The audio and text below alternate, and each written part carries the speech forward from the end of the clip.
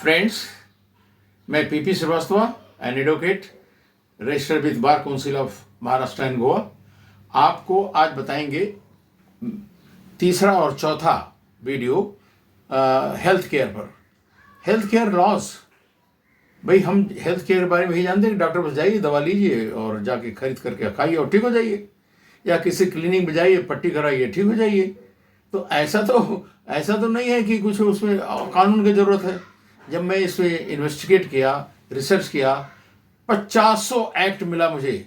State government नहीं, मैं central government की बात कर रहा हूँ। सेंट्रल एक्ट्स, स्टेट गवर्नमेंट के अलग अलग एक्ट्स बहुत सारे हैं। और जब मैं देखा तो मैं उसमें से 15-20 को ही छांटा कि भाई जो ज़रूरी है हमें आपको जानना, वो एक्ट को मैंने निकाला और उस पर मैंने सीरीज चालू किया।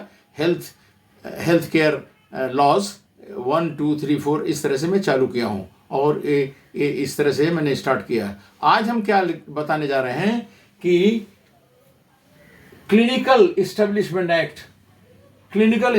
एक्ट बेसिकली आपका जो है हॉस्पिटल और क्लिनिक से संबंधित है। और एक्ट 2010 में बना था क्लिनिकल इस्टेब्लिशमेंट एक्ट।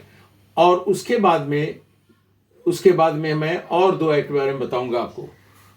बंद।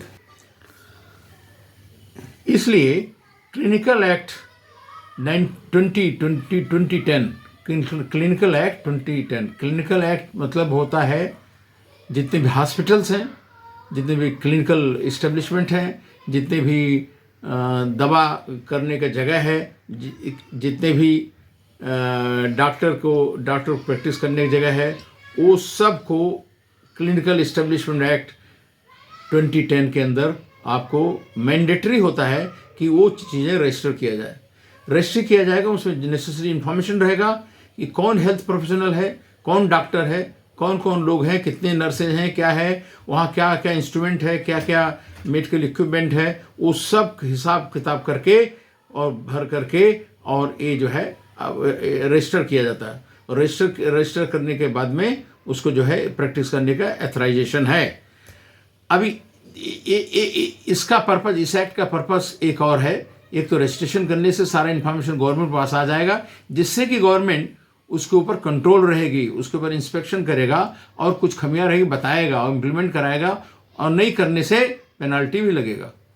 नंबर 2, जो नॉन क्वालिफाइड डॉक्टर्स हैं, क्वेकर जिसे बोलते हैं, जो गांव में चलते हैं, झोला डॉक्टर की ऊपर बंदिश लगेगी और वो लोग अनरजिस्टर्ड रहेंगे, उनका रजिस्ट्रेशन नहीं होगा, तो वो लोग को, जनरल पब्लिक को ठग नहीं पाएंगे। तीसरा चीज़ ये है कि एक चीज़ें हैं, कंट्रोलिंग अथॉरिटी नेशनल लेवल पर है, स्टेट काउंसिल है, और उसके अलावा जो है डिस्ट्रिक्ट रजिस्ट्रेशन अथॉरिटी भी बनाया है। तो इस नेशनल लेवल पर, स्टेट लेवल पर और डिस्ट्रिक्ट लेवल पर इनका बनाया गया है, जिससे कि लोग इस्टेब्लिश करके जो है अपना रजिस्ट्रेशन करें और सुचारू रूप से मेडिकल का काम करें। चौथा चीज़ ये है कि इमरजेंसी सर्विसेज रजिस्ट्रेशन से इंश्योर किया जाता है और डिस्प्ले किया जाता है कि जो इमरजेंसी सर्विसेज है, कोई इमरजेंसी में कोई एक्सीडेंट हो गया, कोई प्रॉब्लम आ गया, तो उसको बिना पूछे जाचे फर्स्ट एड देना और बेसिक केयर करना बहुत इंपॉर्टेंट है। और उसके लिए रजिस्टर्ड इस्टेब्लिशमेंट जो है उनको करने का बाध्य होते हैं, करना ही पड़ता है। बाद में क्या करें क्या नहीं करें, और ये सारे चीज़ नहीं करने से, कंप्लायंस ठीक से नहीं करने से उनको पेनल्टी भी उसमें दिया गया है। क्लिनिकल इस्टेब्लिशमेंट एक्ट 2020 में दिया गया है कि उसमें उनको पेनल्टी दिया जाए, जिससे कि वो लोग ठीक से अपना इस्टेब्लिशमेंट चलाएं और ठीक से करें और कोई गलत तरीके से पेश नहीं आए पेशेंट के साथ में और पब्लिक के साथ में। Thank you very much for watching.